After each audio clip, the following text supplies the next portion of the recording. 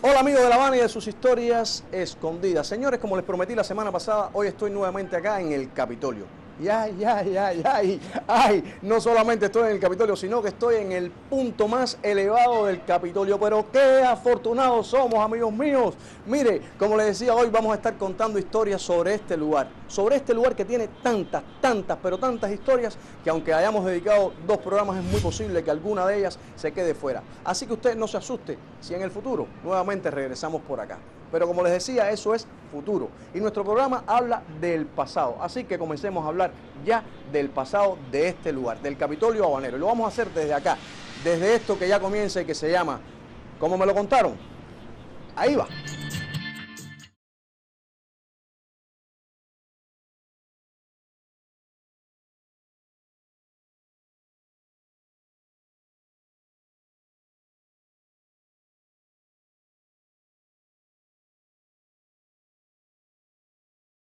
Y antes de entrar de lleno en el asunto que nos ocupa hoy, quiero mencionarles un olvido involuntario que tuve la semana pasada, ¿sí? Porque estuve haciendo cuentos acerca de la construcción de este lugar, pero nunca mencioné que se había inaugurado el 20 de mayo del año 1929.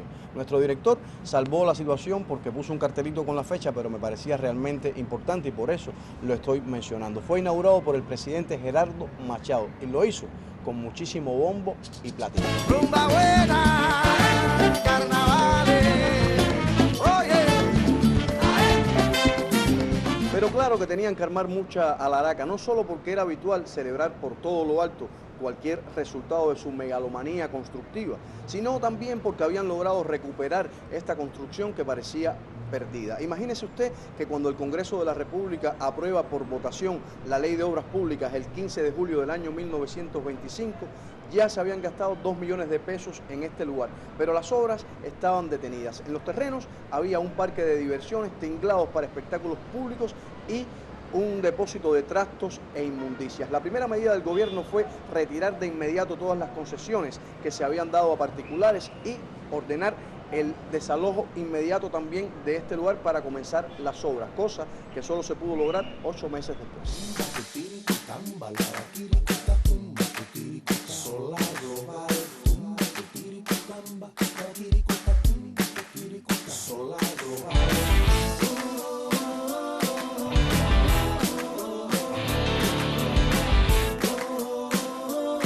En las averiguaciones que he hecho durante la semana para el programa de hoy, alguien me contó que los escombros de esta demolición se utilizaron para rellenar los terrenos donde se estaba construyendo, pero que eran demasiados los escombros que había aquí y hubo que utilizar parte de ellos, cientos, miles de metros cúbicos para rellenar el nuevo malecón y la avenida de las Misiones. Por aquella época existían 2 propuestas, la de Capitolio y la de Palacio del Congreso. Finalmente se decide llevar esto a una encuesta y se hace a través del periódico Excelsior de La Habana. En esta especie de referéndum gana el nombre que siempre ha llevado este hermosísimo lugar, el de Capitolio. Amigos míos, y ahora les propongo que bajemos a encontrarnos con el maestro Ciro Bianchi, que seguramente tiene cosas interesantes que contar. Como un ángel en una prisión, la dejaban encerrada en su habitación, un incienso y un disco de los dos. Y bien amigos, ahora me encuentro aquí en la biblioteca de la Cámara de Representantes. Lugar este que, como el Capitolio todo, a pesar de los años, conserva aún su majestuosidad y su belleza. Desde aquí, desde este lugar, te quiero contar una historia relacionada con un personaje muy conocido por ustedes y por mí también, José Manuel Alemán. Resulta que en los 2 años que Alemán estuvo como senador, solo participó de las sesiones del Senado en 2 ocasiones. Al parecer el hombre se creyó en serio aquello de una vez al año no hace daño.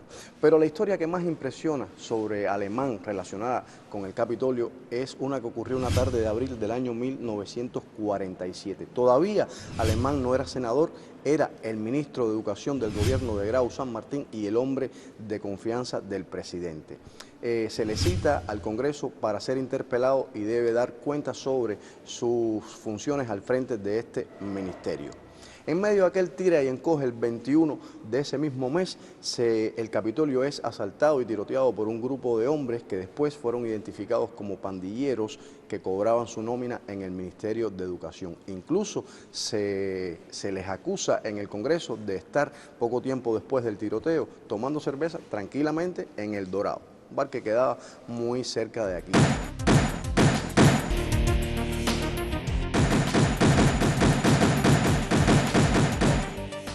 Hablando del tiroteo del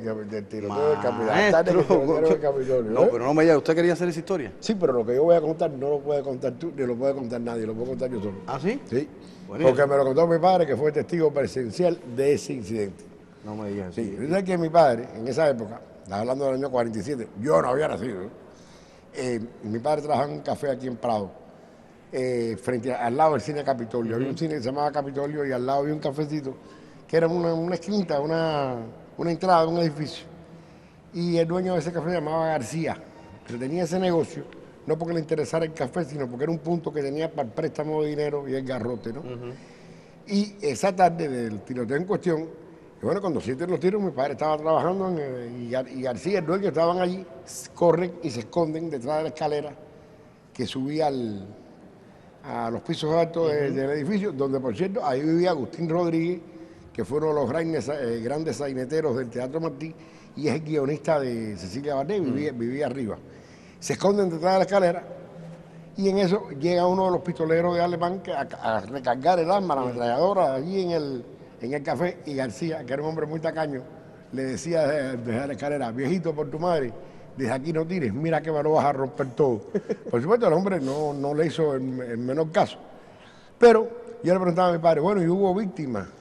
Y mi padre me dijo, no, porque tirotearon el Capitolio, pero por suerte del Capitolio no respondieron. Porque, déjame decirte que en ese momento, dice mi padre, que había más de 8 pistolas, 8 revólveres reglamentarios de la policía del Senado, ocultos detrás de los pomos de galletas del café, porque la policía lo había empeñado allí en Pero no me digas, que la policía había empeñado los revólveres. Sí, tenían en la cartuchera tenían un pedazo de trapo o algo para que abultara la... Sí, no era mentira. Lo empeñaban allí para terminar el mes. Igual había senadores y representantes que iban allá a buscar dinero al garrote. Eso era muy frecuente. Pero eso era un relajo entonces. Sí, más o menos era así. ¡Machuca!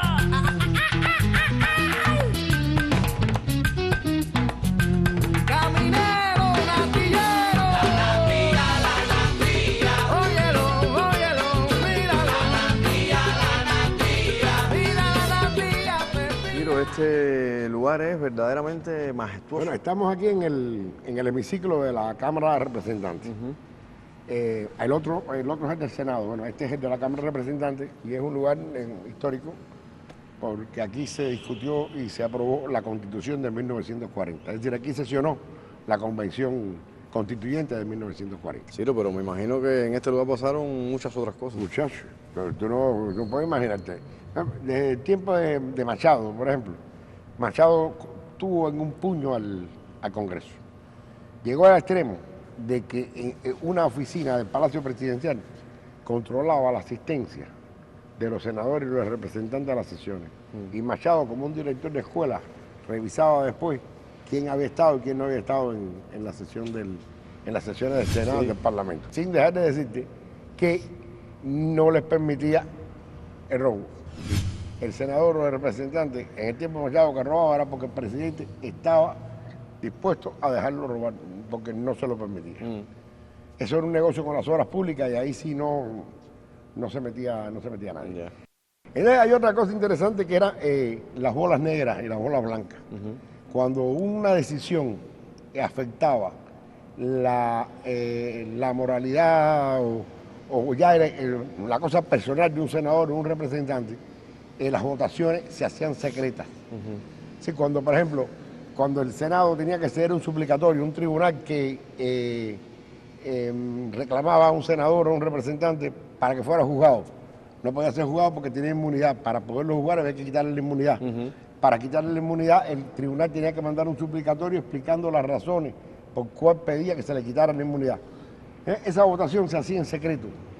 Se sacaba del salón a los ayudantes, a los secretarios, a los mecanógrafos, a los taquígrafos, se sacaba todo el mundo del salón y se quedaban solo los parlamentarios. Entonces, dos muchachas, a la hora de la votación, entraban, dos muchachas, una con una caja y otra con una copa grande. En la caja venían bolas blancas y bolas negras. Y entonces el senador o el representante cogía la bola, que nadie veía la bola que cogía la bola, blanco-negra, la tenía en el puño y la depositaba en la copa. Es decir, la votación era totalmente secreta. Entonces de ahí viene la famosa frase esa de le echaron bola negra. Puede venir de ahí, aunque también los masones tienen la costumbre de la bola negra. Sí. Pero puede ser que ese sea el origen de le echaron bola negra, puede ser. Cuando la bola negra, ya tú sabes, estaba sentenciado. Entonces, aquí, por ejemplo, había un individuo que fue presidente del Senado durante bastante tiempo, Miguel Suárez Fernández, un político villareño, que era auténtico. Fue presidente del Senado con Grau y fue presidente con Prío. Bueno, pues se decía que Miguel Suárez Fernández tenía una nómina política de 5.000 botellas. Cobraba 5.000 botellas. Sí, 5.000 botellas que cobraba él o repartía entre sus correligionarios, sus amigos, sus familiares. 5.000 botellas. Le decían el zar de las villas. Era un hombre... A peso eran 5.000 pesos. A peso, pero era mucho más. Sin embargo, en medio de toda esta corrupción, había hombres muy honrados. En realidad no podemos olvidar, por ejemplo, que hombres como Ferrara y González Lanuza, mientras fueron representantes de la Cámara, mientras estuvieron en el Congreso, donaron su sueldo mensual para comprar libros para la biblioteca, para engrandecer la biblioteca de la Cámara de Representantes, que era una biblioteca con todas las de la ley, igual que la biblioteca del Senado, eran bibliotecas. Y Coyula, y Ferrara y Lanuza, pues todos los meses entregaban el sueldo para que se empleara en eso. Pero en medio de todo esto también había hombres muy honrados, como ya te dije, por ejemplo, el caso de Miguel Coyula, que es un caso de excepcional honradez en la vida pública cubana. Es un hombre que incluso cuando muere, se escoge el día de su muerte como día de la probidad en Cuba, como día de la honradez en Cuba. Y es un hombre que cuando cesa, que fue presidente de la Cámara, y cuando cesa como presidente de la Cámara en el gobierno de Zayas, en el año 25 con Zayas, cuando ya Machado va a coger el poder, él se retira de la vida parlamentaria, aunque creo que después vuelve, y se toma un acuerdo de pasarle una pensión vitalicia de 500 pesos mensuales, que era una fortuna en esa época. Coyula se alegra de esto, pero cree que la situación del país no está para que él merezca una pensión, que él cobre una pensión de 500 pesos y no hace las gestiones pertinentes para cobrarla. El Congreso insiste y entonces él declina la posibilidad de cobrar su pensión porque tendría que ir a agradecerle el gesto a Machado y era combatido tanto a Machado que moralmente no se siente en condiciones de ir a agradecerle nada a Machado. Ciro, esto que me estás contando de Coyula realmente impresiona. Entonces yo creo que deberíamos pensar en dedicarle un tiempo ya específicamente a él en otro de nuestros programas. Sí, es muy posible, fue un hombre que todo lo que ganó fue por su trabajo como periodista o por su trabajo como parlamentario. Nunca tuvo una estrada extra sucia, a pesar de haberse movido tanto en la política cubana. Era un hombre muy honrado realmente. Bueno. Amigo mío, hasta aquí estos 15 minutos de nuestro programa de hoy. Yo espero que usted la haya pasado bien adentrándose en el fascinante mundo del Capitolio. Lo espero dentro de 7 días para juntos, como siempre, usted, don Ciro Bianchi y yo, Jorge Ferdecás, buscarle los colores a la historia. Chao.